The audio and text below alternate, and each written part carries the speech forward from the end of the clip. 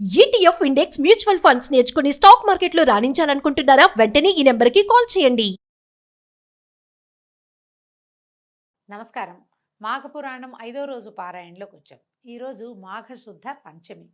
ఈ పంచమిని శ్రీ పంచమని, వసంత పంచమని చెప్తారు. ఈ మాఘశుద్ధ పంచమి నాడే సరస్వతీదేవి జన్మించిందని చెప్పబడుతుంది. ఈ రోజున సరస్వతి పూజ చేసుకోవటం, కొత్త శాస్త్రాలు ఏమైనా చదవదలుచుకున్న వాళ్ళు మొదలు పెట్టుకోవటం, కొత్త విద్యాభ్యాసానికి అవసరమైన ఏర్పాట్లు చేసుకోవటం, పిల్లలకి అక్షరాభ్యాసం చేయటం, సరస్వతి పూజ చేసుకోవటం విశేషంగా చెప్పబడింది. గజం కేవలం 4,500 రూపాయలతో 165 గజాల భూమి కేవలం 8 లక్షలు మాత్రమే. అయితే ఇది సామూహికంగా సరస్వతి పూజ కంటే వ్యక్తిగతంగా చేసుకోవాలి. ప్రతి వాళ్ళకి జ్ఞానం అవసరం. చూడండి, గుంపులో గోవిందా అని ఉండకూడదు. ప్రతివాడికి సొంతానికి జ్ఞానం కావాలి. ఏదైనా కొత్త విద్య, సంగీతము, నాట్యము లాంటి లలిత కళలు అభ్యసించదలుచుకున్న వాళ్ళు కూడా ఈ రోజున ముహూర్తం పెట్టుకుని, దీనికి ఇంకా తిథివార నక్షత్రాలు చూసుకోక్కర్లేదు. శ్రీ పంచమి నాడు నాట్యశాస్త్రము, సంగీతము లేదా కావ్యాలు ఏదైనా కొత్తగా చదవదలుచుకున్న వాళ్ళు, కొత్త బుక్ స్టార్ట్ చేయాలనుకుంటారు కొంతమంది, వాళ్ళు కూడా ఈ రోజున మొదలు పెట్టుకోవచ్చు. దీనివల్ల ఏంటంటే మనకి మరింతగా జ్ఞాన సముపార్జనకి అవకాశం లభిస్తుంది. చాలా ప్రత్యేకమైన రోజు కాబట్టి సరస్వతి ఆరాధన విశేషంగా చెప్పబడింది. పంచమి నాడు మీరు పిల్లలకి, చిన్నపిల్లలకి అక్షరాభ్యాసం కూడా చేయించవచ్చు. కొత్త భాష నేర్చుకోవాలనుకుంటారు, లాంగ్వేజ్ కొత్తది, జర్మనీ, ఇప్పుడు జర్మనీ చదువుకోవడం కోసం వెళ్ళాలనుకోండి, పిల్లలు జర్మన్ నేర్చుకోవాలనుకుంటారు, వాళ్ళకు కూడా ఇది మంచి రోజు. ఈ రోజున స్టార్ట్ చేసిన ఏ పనైనా కూడా చక్కగా అవుతుంది. అంటే విద్యా సంబంధమైనది, జ్ఞాన సముపార్జనకి సంబంధించిన ప్రతి ప్రయత్నము ఈ రోజున మొదలు పెడితే చాలా సక్సెస్ఫుల్గా వెళ్తుందట. అవకాశం ఉన్న వాళ్ళు మీ రంగాల్లో ఏం నేర్చుకోదలుచుకున్నారో అది నేర్చుకోవచ్చు. సరస్వతి పూజ చేస్తారు కాబట్టి విశేషంగా బాసర లాంటి క్షేత్రాల్లో చాలా అద్భుతంగా జరుగుతుంది. మనకి హైదరాబాద్ సమీపంలో వర్గల్ దేవస్థానం ఉంది, అక్కడ కూడా సరస్వతి పూజ చేస్తారు. ఇంచుమించు అన్ని దేవాలయాలు, అమ్మవారి దేవాలయాలన్నిట్లలో కూడా త్రిశక్తి స్వరూపిణి కాబట్టి అమ్మవారు శ్రీ మహాకాళి, మహాలక్ష్మి, మహాసరస్వతి రూపిణిగా ఉంటుంది ఆమె. కాబట్టి మహాసరస్వతి స్వరూపాన్ని ఈ రోజున పూజించటం, ప్రార్థించటం, దర్శనం చేసుకోవటం చాలా మంచివి. పురాణంలోకి వద్దాం. కౌత్సుడనే బ్రాహ్మణ కుమారుడి గురించి చెప్తున్నాం. మన ముందు కథలో దిలీప మహారాజుకి వశిష్ఠ మహర్షి ఇలా తెలియజేస్తున్నారు. కౌత్సుడనే కుర్రవాడు తపస్సు చేశాడు కావేరీ నదీ తీరంలో. తర్వాత అతనికి విష్ణుమూర్తి ప్రత్యక్షమైతే, నేనే స్వరూపాన్ని చూశానో ఆ స్వరూపమే ప్రజలందరూ దర్శనం చేసుకునేలాగా ఇక్కడే నువ్వు వెలిసి ఉండమని భగవంతుణ్ణి ప్రార్థించి అతను తన సొంత గ్రామానికి బయలుదేరి వచ్చాడు. అయితే ఇతన్ని మృగశృంగుడు అని కూడా పిలిచేవాళ్ళట. ఇతను కావేరీ నదీ తీరంలో ఘోరమైన తపస్సు చేశాడు చాలా రోజులని చెప్పాం కదా. ఇతను తపస్సు చేసుకునేటప్పుడు ఈ అడవిలో ఉన్నటువంటి మృగాలు కొమ్ములు దురదొస్తాయండి వాటికి. అవి ఏదైనా చెట్టు కొమ్మకేసి రుద్దుకుంటాయి. ఈ నిశ్చలంగా కూర్చుని తపస్సు చేసుకుంటున్న ఇతను ఏదో ఒక శిలాస్వరూపంగా భావించి మృగాలు ఈ లేళ్ళు అవన్నీ తమ కొమ్ముల్ని అతనికేసి రుద్దేవిట, ఆ దురద తీర్చుకోవటం కోసం. అందుకని ఈయన మృగాలు తమ శృంగములతోటి అతన్ని రాపాడించినాయి కాబట్టి మృగశృంగుడు అని కూడా పిలిచేవాళ్ళు. శృంగం అంటే కొమ్ము అనమాట. అయితే ఏమైంది, ఈ బ్రాహ్మణ బాలుడైనటువంటి కౌత్సుడు అనేటువంటి మృగశృంగుడికి యుక్త వయసు వచ్చింది. అప్పటికే అతను పెద్దవాడు అయ్యాడు, 30 సంవత్సరాలు దగ్గర వచ్చేసినాయి. 30 ఏవేమోలేండి, 15 ఏళ్లకో వెళ్ళి ఉంటాడు, 25 ఏళ్లకు తిరిగి వచ్చాడు. తల్లిదండ్రులు కుమారుడికి వివాహం చేయడానికి నిశ్చయించి తగిన వధువు కోసం అన్వేషించడం మొదలుపెట్టారు. వాళ్ళ అమ్మా నాన్న సంబంధాలు వెతుకుతారు. ఇప్పుడు కూడా మనం అమ్మాయి ఎలాంటి అమ్మాయి కావాలో పిల్లల్ని అడుగుతాం. ఏమిటి, జాబ్ చేసే అమ్మాయి కావాలా, ఇంట్లో ఉండే అమ్మాయి కావాలా, ఏవో కొన్ని 3 ప్రశ్నలు ఉంటాయి కదా, దాని గురించి చెప్తున్నారనమాట. విషయం తెలుసుకున్నటువంటి కౌత్సుడు తన తల్లిదండ్రులను ఉద్దేశించి ఇట్లా అన్నాడు. తల్లిదండ్రులారా, నాకు వివాహం చేయాలనే మీ తపన నన్ను ఎంతో ముగ్ధుని చేసింది. కానీ వివాహం చేసుకునే ముందు వధువు యొక్క గుణగణాలని పరిశీలించాలి కదా. వధువు యొక్క గుణగణాలు, మంచి చెడ్డల పట్ల నాకు కొన్ని నిశ్చయమైన అభిప్రాయాలు ఉన్నాయి, వాటిని వివరిస్తాను వినండి అని చెప్పడం మొదలుపెట్టాడు. ఇప్పుడు మనం మాఘమాసం ఆహాత్మ్యం కదా తెలుసుకుంటున్నాము. మధ్యలో ఈ రామాయణంలో పిడకల వేట ఎందుకండి అంటే, పురాణాలు అందుకే వినాలి మనం. పురాణాల్లో బోల్డని పిడకల వేటలు ఉంటాయి, వేరే కొత్త సంగతులు చెప్తారు. చూడండి, ఒక అతను తపస్సు చేశాడు. మొదటిది ఏం చెప్పారు, స్నానం చేయగానే అతనికి పులిముఖం పోయింది. అంటే స్నానం చేస్తే పులిముఖం పోతుంది. రెండో వాడు తపస్సు చేశాడు. ఈ తపస్సు చేసినప్పుడు అతను మాఘస్నానం చేయటం వల్ల తక్కువ సమయంలోనే అతని తపస్సు సిద్ధించింది. ఏం చెప్తున్నారు, స్నానం చేయి మంచి జరుగుతుంది అని కాకుండా ఎలాంటి మంచులు జరిగేందుకు అవకాశం ఉందో కూడా చెప్తున్నారు. ఇతను జ్ఞానవంతుడయ్యాడు. ఎలాంటి కన్యని వివాహం చేసుకోవాలో ప్రజలకి మనకి తెలియజేస్తున్నాడు అనమాట. వధువు గుణవతి, శీలవతి అయి ఉండాలి. పెద్దలని గౌరవించాలి, ఆరోగ్య సూత్రాలని పాటించాలి. అంటే పొద్దున్నే లేవాలి, రాత్రి పెందరాళే పడుకోవాలి, కాల భోజనము కాల నిద్ర చేయాలి. ఆరోగ్య సూత్రం పాటించడం అంటే ఇంకా అదే ఆరోగ్య సూత్రం.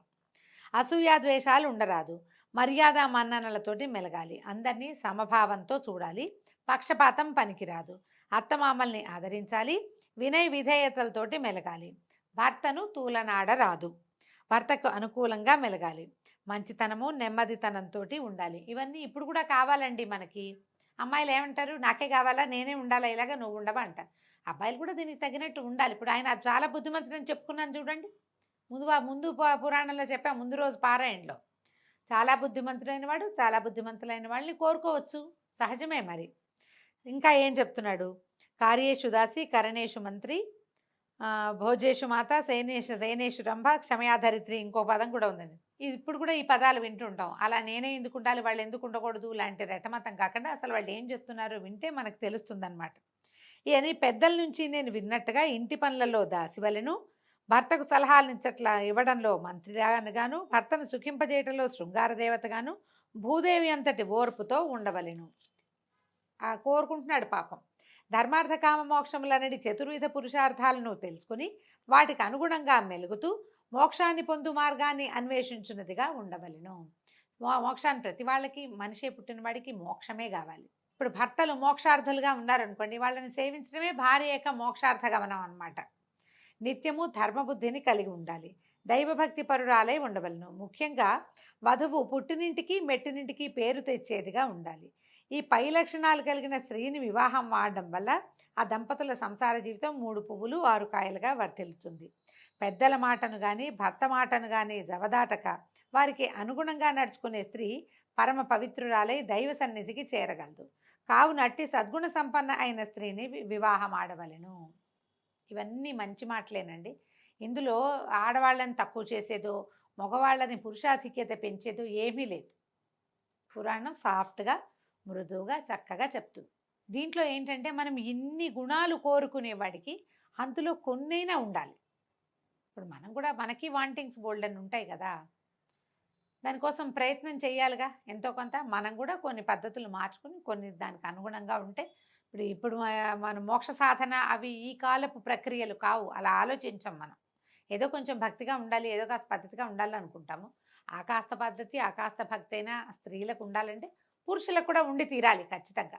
వీళ్ళకి లేకుండా వాళ్ళకి కావాలని కోరుకోకూడదు. ఈయనకు అవన్నీ ఉన్నాయి కాబట్టి కోరుకుంటున్నాడు అనమాట.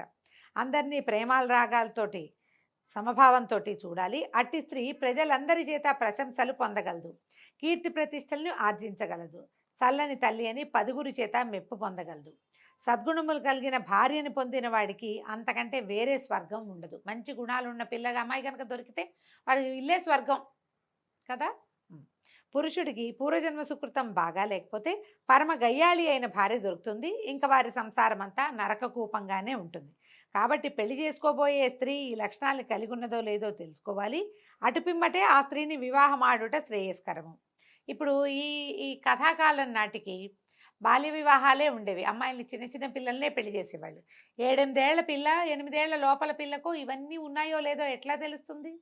కొన్ని తెలుస్తాయి, పిల్లలు గద్దరిగా ఉన్నారా లేదా. అది పుణ్యవతి, శీలవతి అవన్నీ వయసు వస్తే కానీ తెలియవు కదా, కొంచెం సమయం పడుతుంది. కానీ ఇతను ఈ లక్షణాలు మనకి, ఇది ఎందుకు చెప్తున్నారు మహర్షి? ఈ కాలం మనకి అర్థం కావడం కోసం, మనకి తెలియటం కోసం అయి ఉండొచ్చు. తర్వాత తల్లిదండ్రులారా, నేను నా అభిప్రాయం చెప్పాను, ఇక మీ ఇష్టము. పెద్దల మాటలను, జన్మనిచ్చిన తల్లిదండ్రుల మాటలను జవదాటేవాడిని కాను అని విప్రబాలుడు తన అభిప్రాయాన్ని వెలిబుచ్చాడు. పుత్రుని మనోగతాన్ని గ్రహించిన తల్లిదండ్రులు ఎంతగానో సంతోషించారు. కౌత్సుడు వివాహానికి సన్నద్ధంగా ఉన్నాడు అని ఇప్పుడు ఒక పెళ్లి గురించి మాట్లాడంగానే అబ్బాయి ఇలా మాట్లాడాడు అనుకోండి, జాబ్ చేసే అమ్మాయి కావాలంటే పెళ్లికి రెడీగా ఉన్నట్టు. ఈ లక్షణాలన్నీ వింటే ఇతను వివాహ యోగ్యమైన వయసులో ఉన్నాడు, వివాహానికి సంసిద్ధతని వ్యక్తం చేస్తున్నాడు అని తల్లిదండ్రులు అర్థం చేసుకుని సంతోషించారు.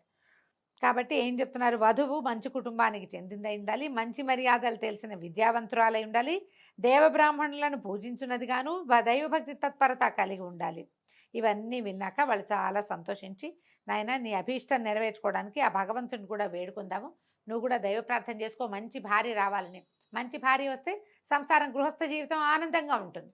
దీని తర్వాత తీసుకోబోయే వర్ణాశ్రమ ధర్మాల్లో 4వ ధర్మం ఉంది కదా, అది కూడా చక్కగా నడుస్తుంది. లేకపోతే ముందే ఆ 4వ ఆశ్రమానికి ప్రవేశించాల్సి వస్తుంది. భార్యతో కనుక జీవితం బాగుందనుకోండి, గృహస్థాశ్రమం చక్కగా వెళ్ళిపోతుందని చెప్పి నువ్వు కూడా భగవంతుని ప్రార్థించిన ఆయన, మేము భగవంతుని ప్రార్థించి ఇలాంటి పిల్ల కోసం వెతుకుతాము అని చెప్పి అమ్మా నాన్న పెళ్లి సంబంధాలు చూడడం మొదలుపెట్టారు. దీంతో 5వ రోజు పురాణం పూర్తయిందండి. రేపు ఉదయం 6వ రోజు పారాయణలో మళ్ళీ కలుసుకుందాం. నమస్కారం.